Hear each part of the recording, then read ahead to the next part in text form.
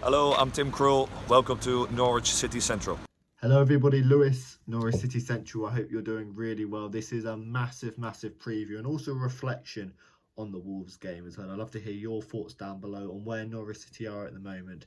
They're in quite a good place at the moment, but this game against Newcastle on a Tuesday, 7:30 kickoff, Amazon Prime, is an absolutely massive one. If there's anyone going to the game, please let me know because it's a long old trip, and I hope that Norwich City come away with it with 3 points. But no, I'd love to hear your thoughts down below. But firstly, in this match preview, before we go on to talk about the Newcastle Norwich game, coming up, I want to touch on the Wolves game because that was a really impressive performance for me. Wolves were sixth in the table and actually came away from the game feeling disappointed because Norwich City created the biggest 3 or 4 chances in the game.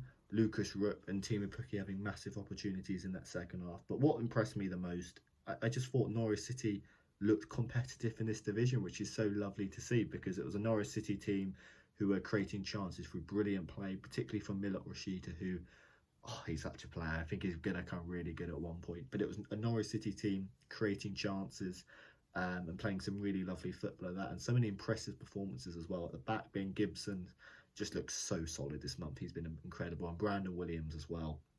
Absolutely fantastic. Max Aarons has improved. In that middle, Kenny McLean's improved.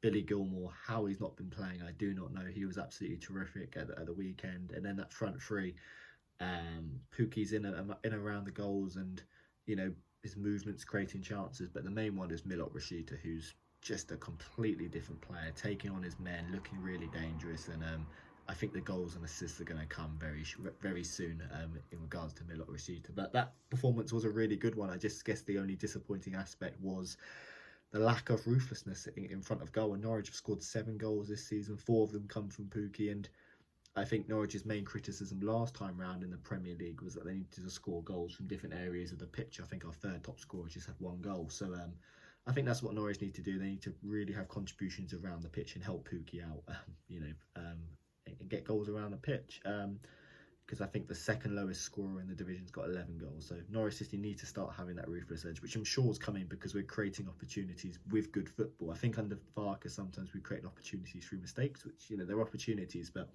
Norwich are creating some really good stuff. And I thought the Wolves' performance was very impressive. It was committed, competitive, and really spirited. And yeah, it's been a good start under Dean Smith. 4 points from the opening 2 games. Both home matches, though, against not easy opposition. There's no easy game, but they're not against the top 6 sides. And now we've got Newcastle, and then after that, some very tricky fixtures. So, yeah, a hugely pivotal month coming into the December period where games come left, right, centre, up and down. They're all over the place, the games. So, yeah, it's absolutely massive. But turning and looking ahead to Newcastle, they're in a fascinating position, aren't they? And if you compare the owners, you've got little Delia Smith and her cooking books compared to the Saudi Arabian giants. It's absolutely scary and bonkers. The amount of money which is being talked over the takeover, and that's a whole different issue in terms of the ethics and morality of sport, and particularly the morality of the owners as well. But to be honest, you look at the owners. You can look at the owners and what they might do in 5-10 years, but at the moment on the pitch, this Norwich City team and this Newcastle team, you compare where they're both at, and you think this Norwich City team really could win this game at St James's Park. Newcastle, of course, had a new manager in Eddie Howe, and it's not quite worked out yet. I think they've had 1 point from his opening 2 or 3 games. They lost at the weekend against Arsenal, but Newcastle do have some very good players, most notably St Maximin, who I just absolutely love watching, although I hope he kind of falls on his arse Tuesday 7:30. But really good players. Callum Wilson's also back as well. I'm sure he's going to be amongst the goals. So Newcastle are in an interesting position. They haven't won a Premier League game all season, which is just crazy. And it's 19th versus 20th. It's probably going to be a contest which doesn't have too much quality in it compared to the upper levels of the Premier League. But yeah, Newcastle 12 games in, 6 losses, 6 draws, no wins. So Newcastle are winless, and they're going to be looking at Norwich at home and thinking it's the perfect opportunity to get 3 points under Eddie Howe. So it's going to be a hugely feisty and high energy game, I think. But no, Newcastle not in a great position. But all it takes is a couple of wins, and you're right back in, right back in it. Look at where Norwich were. Norwich had 2 points from their opening 10 games. They've got 7 points from their last 3 games, actually making them one of the 4 teams in the division, which is bonkers to say. And, Norwich have gone from being 8 points away from safety to about 4. So it really shows how a couple of wins and everything can change. But looking at the Norwich team, as we mentioned, it's a Norwich team who are far much more competitive.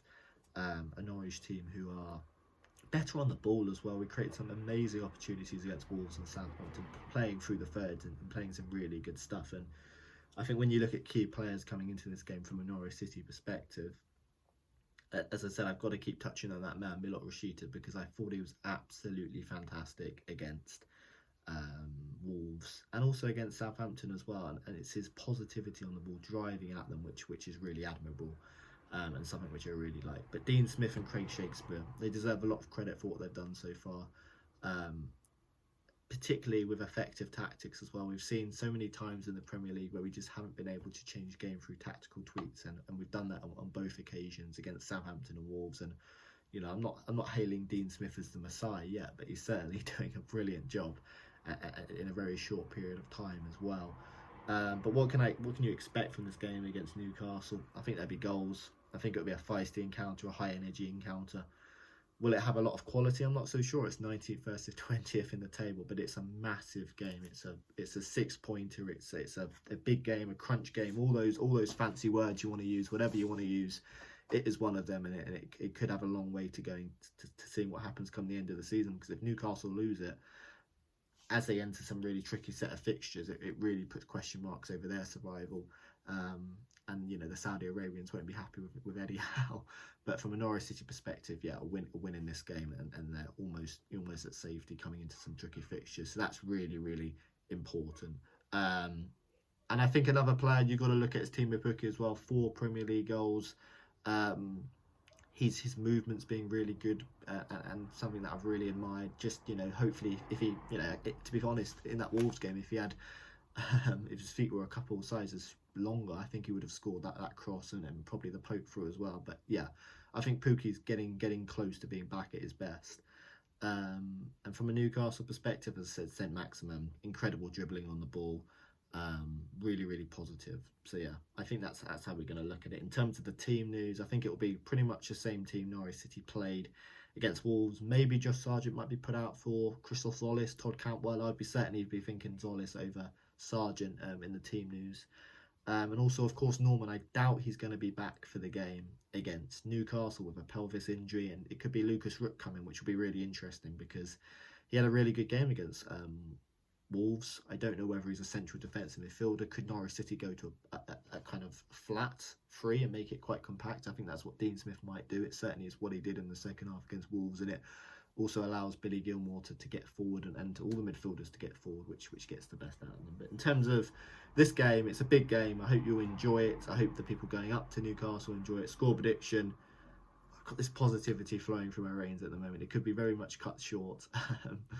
But I'm going to go with a 2-1 Norwich City win with Pukki and Rashica to get the goals. But I'd love to hear your thoughts down below in the comment section. But Norwich are 3 unbeaten, and look where we were a month ago when we lost 2-1 to Leeds. We're in a far better position to be competitive at this level. But it is a crunch game against Newcastle. Dean Smith's first away game, and we can see what we're all about away from home against the Newcastle team who are absolutely desperate for points. Thank you for watching this match preview. Subscribe to Norwich City Central if you're new, and I'll see you later.